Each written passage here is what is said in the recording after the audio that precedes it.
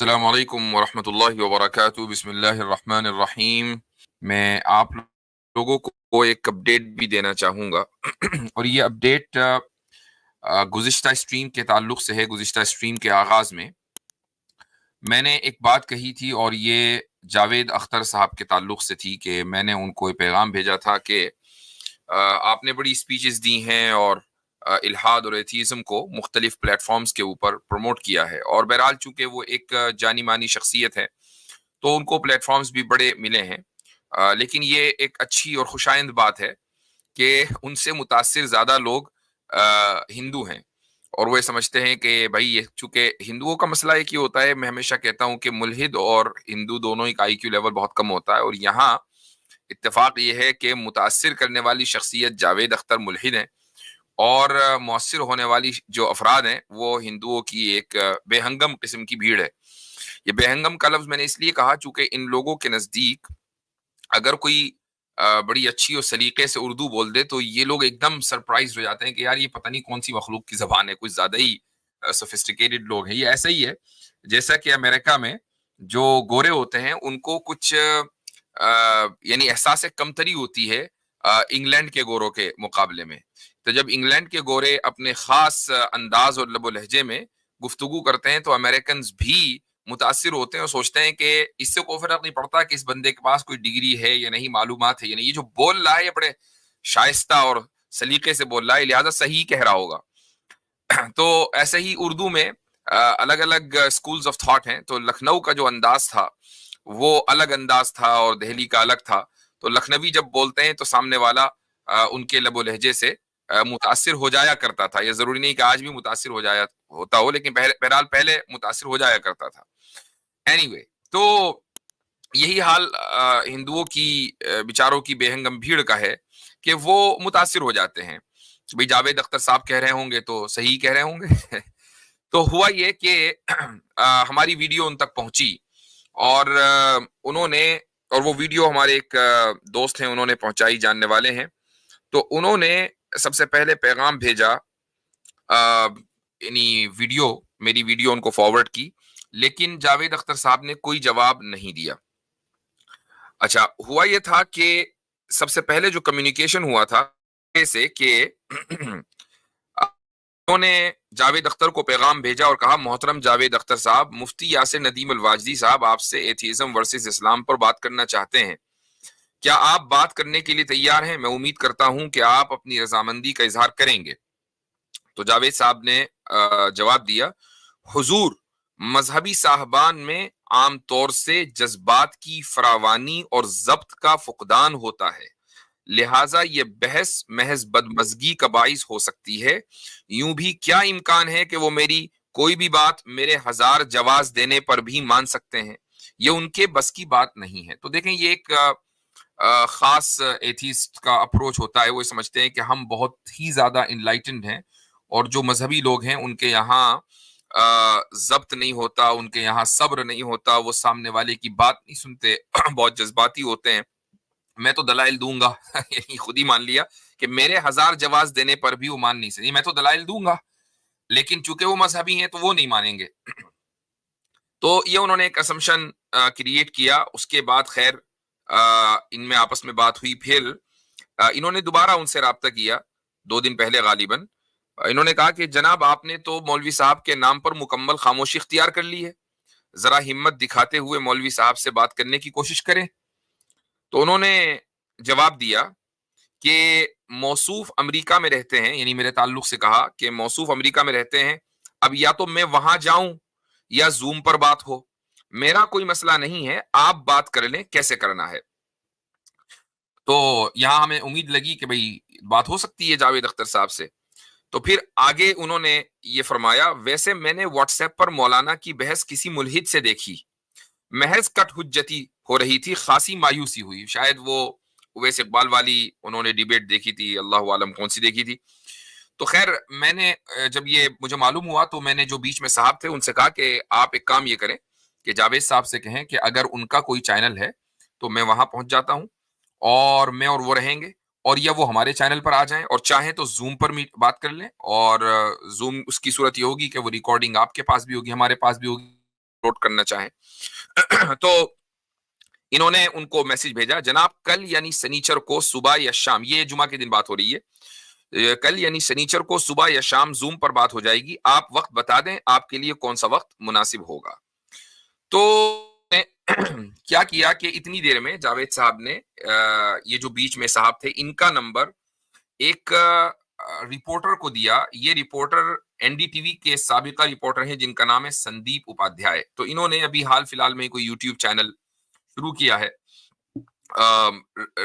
Red mic کے نام سے، دا ریڈ مائک کے نام سے۔ تو بہرحال انہوں نے ان صاحب کو رابطہ کیا۔ اب دیکھیں این ڈی ٹی وی کا ایک سابقہ رپورٹر رابطہ کر رہا ہے ہمارے جو بیچ کے صاحب ہیں ان سے، please let me know when would be a good time to talk. This is regarding a joint interview between Javed Akhtar Sahab and Mufti. This could be on our platform called the Red Mic. Do sample our offering on YouTube. تو انہوں نے یہ کہا کہ جی ہم moderate, یعنی گویا کہ ہمارے پلیٹ فارم پر ہوگا، ہم اس کو فیسیلیٹیٹ کریں گے۔ ساتھ میں انہوں نے یہ بھی کہا کہ یہ لائیو نہیں ہوگا بلکہ ریکارڈڈ ہوگا، اور ہم ایڈیٹنگ کر کے اپنے چینل کے اوپر اس کو ڈالیں گے۔ تو بھائی میں نے ان صاحب سے کہا کہ کیا زیادہ ہی کچھ بیوقوف سمجھ لیا؟ کیا سمجھ رہے ہیں وہ؟ ایک تو یہ کہ میں رپورٹرز کے تعلق سے وہ چاہے کتنے ہی لبرل اور نیوٹرل کیوں نہ ہو، میرا نظریہ یہ ہے کہ میڈیا کو یا رپورٹرز کو مذہب کے اوپر بات کرنے کا کوئی حق نہیں ہے۔ ان کا تعلق ہے خبر دینا یا جو سیاسی معاملات ہیں ان کے اوپر تبصرہ کرنا، ان کا مذہب سے کیا لینا دینا۔ تو مذہبی معاملات پر پہلے تو یہ کہ میڈیا کو انوالو ہونے کی قطعاً کوئی ضرورت نہیں ہے، ملک کا جو ماحول ہے وہ اسی وجہ سے بگڑا ہے، ایک بڑا فیکٹر یہ ہے۔ دوسری بات یہ ہے کہ بھائی جب بات میری اور جاوید اختر صاحب کی ہونی ہے تو ایک تیسرا بندہ کہ جس کو ہم جانتے نہیں وہ ماڈریٹ کیوں کرے گا؟ اور ماڈریٹ بھی اس طرح کرے گا کہ ریکارڈنگ ہوگی پھر وہ ایڈیٹنگ کرے گا، اور ایڈیٹنگ کرنے کے بعد وہ اپنے چینل پر ڈالے گا۔ تو اتنے بھی بے وقوف نہیں ہے کہ ہم جو ہے آپ کی ساری بات مانتے چلے جائیں۔ گفتگو کے اصول پر ہوتی ہے۔ تو میں نے جاوید اختر صاحب کو پیغام بھجوایا کہ ہم آپ کے پاس آ جائیں گے، آپ اپنے چینل پر بلا لیں۔ تو انہوں نے کہا کہ نہیں میرا تو کوئی چینل نہیں ہے۔ تو جو بیچ میں صاحب ہیں سالس، وہ یہ کہتے ہیں کہ انہوں نے جاوید اختر کو لکھا کہ آپ مفتی صاحب کے چینل پر تشریف لائیں، آپ کو شکایت کا موقع نہیں ملے گا۔ تو انہوں نے جواب دیا جاوید صاحب نے کہ اگر یہ ریڈ مائک والے آپ کی شرائط پر تیار نہیں ہیں، ایسا کرتے ہیں مارچ اپریل میں امریکہ آ رہا ہوں تو روبرو ہی کر سکتے ہیں، مولانا کس شہر میں مقیم ہے؟ تو انہوں نے بہرحال جواب دیا کہ میں شکاگو میں ہوں۔ تو انہوں نے کہا کہ میں شکاگو آؤں گا، اور شکاگو میں آ کر وہ مجھ سے یعنی روبرو ہماری بات ہوگی۔ تو انہوں نے کہا کہ شکاگو میں میری چھوٹی بہن رہتی ہیں، میں وہاں ضرور آؤں گا، آپ اطمینان رکھیے 2-2.5 مہینے میں آسمان گرنے والا نہیں ہے۔ تو ادھر سے جواب گیا جی ہاں 2-2.5 مہینے میں آسمان تو نہیں گرے گا، لیکن ہمارے اور آپ کا کوئی بھروسہ نہیں ہے۔ تو بہرحال انہوں نے کل پھر ٹرائی کیا اور کہا کہ مفتی یاسر صاحب کی لائیو اسٹریم سنڈے کو رات 9:30 بجے ہو رہی ہے، اگر آپ رضامندی ظاہر کریں تو ہم آپ کو اسٹریم یارڈ کا لنک پہلے بھیج دیں گے، آپ اپنے موبائل سے بھی جوائن کر سکتے ہیں۔ تو انہوں نے کہا کہ میں آج رات لکھنؤ میں کیفی اعظمی یادگار مشاعرے میں ہوں، آج ان کی سالگرہ ہے۔ تو بہرحال یہ ابھی تک کی گفتگو کا خلاصہ ہے۔ تو ہمیں امید ہے کہ جاوید صاحب سے گفتگو ہوگی، نہ بھی ہو کوئی مسئلہ نہیں ہے، یعنی ایسا نہیں ہے کہ کوئی وہ ہندوستان کے مسلمانوں کو ملحد بنا دیں گے، وہ ایسا نہیں کر پائیں گے انشاءاللہ ثم انشاءاللہ۔ ہاں لیکن یہ کہ وہ ہندوؤں کے اوپر ایک بہت ہی زبردست قسم کا امپیکٹ رکھتے ہیں، اور چونکہ ایک آئیڈیالوجیکل شخصیت ہے تو اس لیے میں نے پہلے بھی خواہش کا اظہار کیا تھا کہ میری اور ان کی گفتگو ہونی چاہیے، اور انشاءاللہ اچھے ماحول میں ہوگی۔ اور میں ایک چیز یہ بھی بتا دوں، چونکہ ہو سکتا ہے کہ یہ ویڈیو بھی ان تک پہنچے، کہ جو مناظرہ ہوا تھا میرا اویس اقبال کے ساتھ، تو وہ ایک یعنی اس کا آغاز بڑے دوستانہ ماحول میں ہوا تھا، اور اسی لیے میں نے ان کو اپنے یہاں مدعو کیا تھا، وہ آئے اور شروع میں گپ شپ لگا کے ہم نے جو ہے وہ گفتگو کا آغاز کیا، اور شروع کے 10 منٹ تک میں یہی سوچتا رہا کہ اویس صاحب کٹ حجتی نہیں کریں گے۔ جو لفظ جاوید اختر نے استعمال کیا ہے وہ دراصل ان کے اوپر فٹ بیٹھ رہا ہے، اویس اقبال کے اوپر، اور میری جو بات ہے وہ غور سے سنیں گے، میں ان کی بات غور سے سنوں گا۔ لیکن شروع کے 5-10 منٹ میں ہی مجھے اندازہ ہو گیا کہ نہیں وہ سمجھنے یا ویسے ہی بات کرنے نہیں آئے ہیں بلکہ وہ ڈیبیٹ کرنے کے لیے آئے ہیں. اور پھر مجھے فوری طور پر یاد آیا ان کا ایک جملہ کہ ایک دن پہلے یا 2 دن پہلے جب ہماری بات ہوئی تھی میری اویس اقبال کی فون پر، تو انہوں نے یہ کہا تھا کہ میں آپ کے پاس آؤں گا اور ریکارڈ بھی کر لیں گے، اور آپ یقین کریں بہت سپر ہٹ جائے گا، آپ کو بھی فالوورز ملیں گے. تو میرے ذہن میں یہ بات آئی کہ شاید اویس اقبال کے ذہن میں یہ بات ہے کہ فالوورز مل جائیں ان کو، کچھ ملے بھی ہوں گے 2-4 ہزار اس ڈیبیٹ کے بعد، اور یہ کہ یہ بات سپر ہٹ چلی جائے. تو خیر مناظرہ بڑا مشہور ہوا، اس میں تو کوئی شک نہیں ہے، لیکن اگر سامنے والے کے ذہن میں یہ ہو کہ گفتگو کو سپر ہٹ بنانا ہے یا مجھے کچھ سبسکرائبرز چاہیے، تو پھر وہ خلوص ختم ہو جاتا ہے اور ایک سوچنے اور سمجھنے کی جو صلاحیت ہے وہ بند ہو جاتی ہے. اور یہی وجہ ہوئی کہ پھر جب ہم نے محسوس کیا کہ یہ صاحب سمجھنے کے لیے نہیں بلکہ مناظرہ برائے مناظرہ، debate for the sake of debate اس لیے آئے ہیں، تو ٹھیک ہے پھر ہم نے بھی ڈیبیٹ کا موڈ اختیار کیا. لیکن اس کے باوجود بھی ان کے اویس اقبال کے ساتھ کوئی بدتمیزی والا معاملہ نہیں کیا گیا، بلکہ جب وہ وہاں سے گئے ہمارے پاس سے تو بہت اچھے ماحول میں گلے ویلے مل کر گئے ہیں. ہم نے ان کو بقول یہ عامر حق صاحب جو ہے وہ اس کو مزاحیہ انداز میں خوب پیش کر رہے ہیں، لیکن بہرحال کہ پیزا ویزا بھی کھلایا ان کو، تو یہ ساری چیزیں ہوئی ہیں.